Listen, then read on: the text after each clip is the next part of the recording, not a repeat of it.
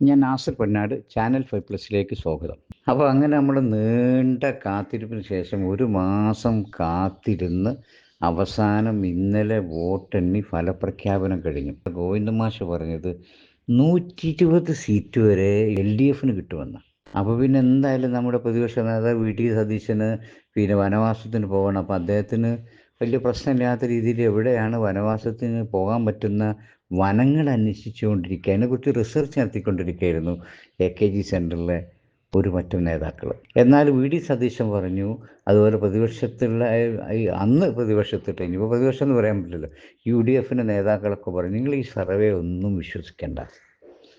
4-ാം തീയതി വോട്ടെണ്ണി ഫലം പ്രഖ്യാപിക്കുമ്പോൾ 100 സീറ്റിലധികം UDFന് കിട്ടുമെന്ന്.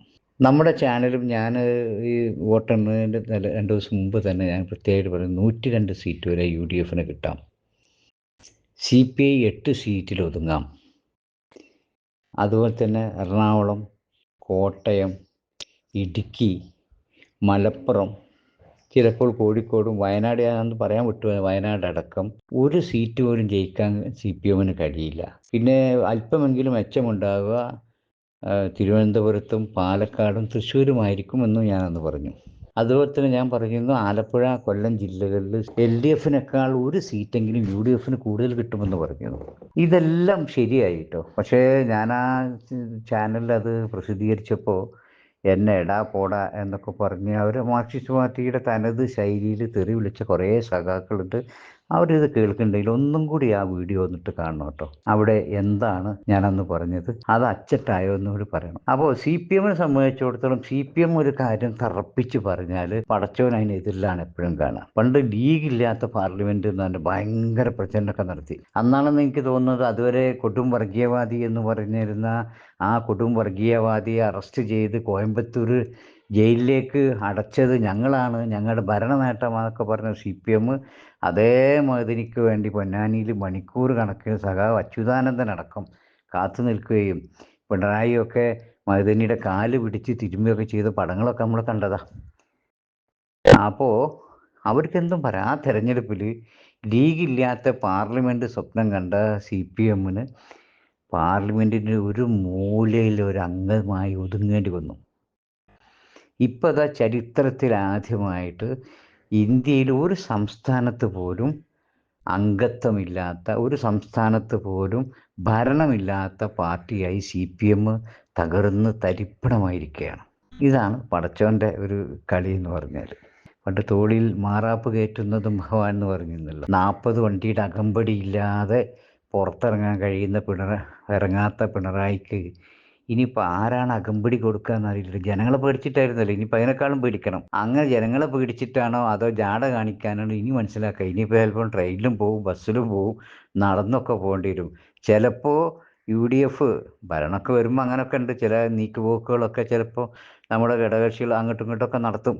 അതിൽ ലീഗ് മോശമൊന്നുമില്ല, കോൺഗ്രസ്സിലും ചില ആളുകൾ മോശമൊന്നുമില്ല, അതൊന്നും കുറ്റം പറയാതിരിക്കാൻ വയ്യ. ചിലപ്പോൾ ചില നീക്കുപോക്കുകൾ നടത്തി ചില സഹായമൊക്കെ അങ്ങോട്ട് അത് ചെയ്തിട്ടില്ലെങ്കിൽ പിണറായി വിജയൻ്റെ ഇഷ്ടകാലം ചിലപ്പോൾ ജയിലിലാവാനും സാധ്യതയുണ്ട്. ഗോതമ്പ് തിന്ന് സുഖമായിട്ട് ആരും പേടിക്കാതെ അവിടെ കിടക്കാം. അത് വേണോ വേണ്ട എന്നൊക്കെ തീരുമാനിക്കുക ഇനി വരുന്ന ഭരണത്തിൽ വരുന്ന മുന്നണിയാണ്, മുന്നണിയുടെ തീരുമാനങ്ങളാണ്, ഗവൺമെൻറ്റിൻ്റെ തീരുമാനങ്ങളാണ്. ഞാൻ അതിലേക്കൊന്നും ഇപ്പോൾ കിടക്കുന്നില്ല. ഞാൻ പറഞ്ഞത്, നിങ്ങൾ വെറുതെ ഇതൊന്ന് കണ്ടുപിടിക്കും. മുസ്ലിം ലീഗിന് 25 MLA മാർ, CPMന് 24 MLA മാർ. മുഴുവൻ കാണാതെ ഇപ്പം തന്നെ സഖാക്കളെ ഇപ്പം ബാക്കിയൊക്കെ മറന്നിട്ട് തന്നെ പൊങ്കാലിടം വരട്ടെ. നിങ്ങളൊന്ന് ചിന്തിച്ചു നോക്കൂ. അങ്ങനെ ഒരു സാഹചര്യം ഉണ്ടെങ്കിൽ എന്താ സ്ഥിതി? കേരളം മൃഗീയ ഭൂരിപക്ഷത്തോടെ ഭരിച്ച CPMന് 24 സീറ്റ് ആകെ. CPM അങ്ങേയറ്റം വെറുക്കുന്ന, ഒറ്റപ്പെടുത്തുന്ന, വർഗീയവാദി എന്ന് പറയുന്ന, അതുപോലൊരു മുസ്ലിം ഒരിക്കലും മുഖ്യമന്ത്രിയാകാൻ പാടില്ല എന്ന് പറയാതെ പറയുന്ന, നമുക്കറിയാം നായനാർക്കും EMSനും പിണറായിക്കും അച്യുതാനന്ദനും AK ആൻ്റണിക്കും ഉമ്മൻചാണ്ടിക്കൊക്കെ മുഖ്യമന്ത്രിയാവാം.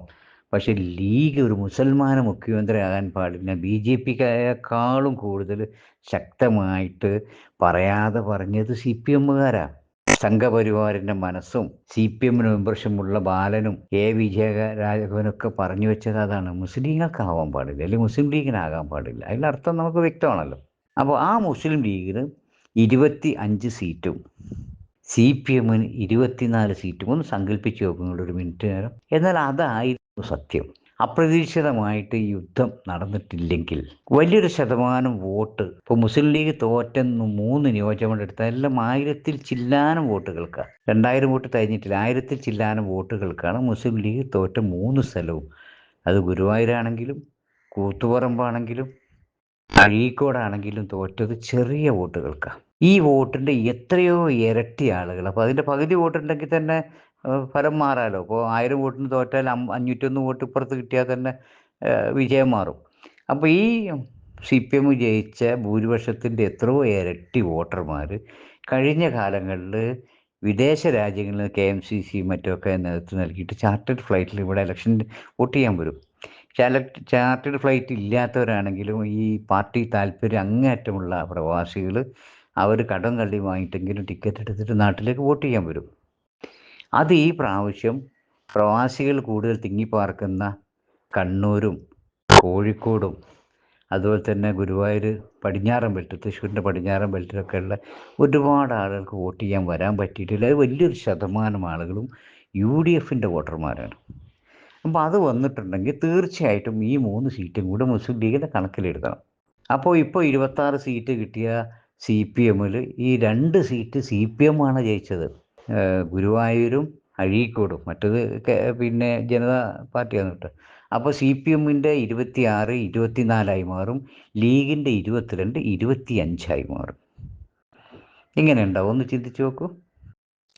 ഒരു ചെറിയ ആ കഷ്ടകാലത്തിന് ആ യുദ്ധം നടന്നിട്ടില്ലെങ്കിൽ ഇതാകുമായിരുന്നു കേരളത്തിലെ അവസ്ഥ. കേരളത്തിൽ ഇത് മാത്രമല്ല, ഭൂരിപക്ഷം പിന്നെയും പല മണ്ഡലങ്ങളിലും വ്യത്യാസം വരുമായിരുന്നു. ഇപ്പോൾ ബേപ്പൂർ വ്യത്യാസം വരുമായിരുന്നു. അതുപോലെ തന്നെ ചെറിയ വോട്ടിലൊക്കെ ജയിച്ച സ്ഥലത്തൊക്കെ പ്രവാസികൾ എത്തുകയാണെങ്കിൽ ഈ ചിത്രമൊക്കെ മാറുമായിരുന്നു. ഇനി മറ്റൊരു കാര്യം കൂടെ നിങ്ങൾ ആലോചിച്ചിട്ട്, നിങ്ങൾ വെറുതെ ഒന്ന് കണക്ക് കൂട്ടുക. ഇതൊരു പേപ്പറും കടലാസും എടുത്തിട്ട് മുസ്ലിം ലീഗിൻ്റെ സ്ഥാനാർത്ഥികൾ ജയിച്ച അവർക്ക് കിട്ടിയ ഭൂരിപക്ഷം, കുഞ്ഞാലിക്കുട്ടി സാഹിബിന് കിട്ടിയ 85,000-ന് മുകളിലും, അതുപോലെ തന്നെ മലപ്പുറം ജില്ലയിൽ മുസ്ലിം ലീഗിൻ്റെ ഒട്ടുമിക്ക സ്ഥാനാർത്ഥികളും 1,00,000-ൽ പരം വോട്ടിൻ്റെ ഭൂരിപക്ഷത്തിനാണ് ജയിച്ചത്. ഈ പറഞ്ഞ മുസ്ലിം ലീഗിൻ്റെ 22 നിയോജകമണ്ഡലങ്ങളിലെ സ്ഥാനാർത്ഥികളുടെ ഭൂരിപക്ഷത്തിൻ്റെ അത്ര വോട്ട് പോലും CPM-ൻ്റെ ഈ പറഞ്ഞ 25 ആൾക്ക് അവർക്ക് മൊത്തം വോട്ട് കിട്ടിയിട്ടുണ്ടാവും. അതൊന്ന് കണക്ക് നോക്കിയാൽ നിങ്ങൾക്ക് ബോധ്യമാവും. അപ്പോൾ ഇത്ര ദയനീയമായ പരാജയമാണ് CPM-ന് നേരിട്ടത് എന്ന് നിങ്ങൾ മനസ്സിലാക്കണം. ഈ പോക്ക് തുടർന്നാൽ നാളെ CPM ഇല്ലാത്ത ഒരു കേരളമായി മാറും എന്നുറപ്പാണ്. അങ്ങനെ വരാതിരിക്കട്ടെ എന്ന് നമുക്ക് ആശംസിക്കാം.